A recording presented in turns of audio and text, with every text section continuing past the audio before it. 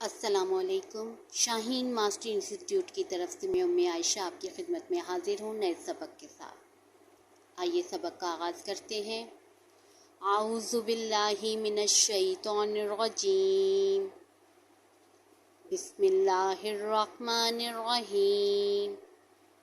आज हमारी आखिरी लाइन शुरू हो रही है, फिर तख्ती नंबर 1 मुफरदात हमारी मुकम्मल हो जाएगी।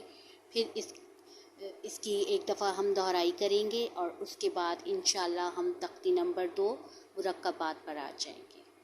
आइए सबक का आगाज़ करते हैं। वाव,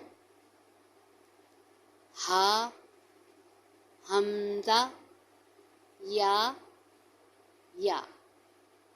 अच्छा, अमूमन जो है बच्चे जो हैं इसको छोटी या बड़ी या पढ़ जाते हैं। हमने ऐसे नहीं पढ़ना, बल्कि हमने मारूफ तरीके से पढ़ना है।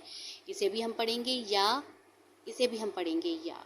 यहाँ छोटी या बड़ी या हमने कुछ भी नहीं बोलना, बस इसको भी पढ़ेंगे या और इसको भी या ही पढ़ेंगे। इसको भी हम खींचेंगे इसी तरीके से जैसे पहले मैंने आपको सिखाया। वाओ, ठीक है, इसी तरीके से हम खींच के पढ़ेंगे। वाओ, इस तरीके से। आइए एक दफ़ा और दोहराई करते हैं। वाओ, हा, हमज़ा, या।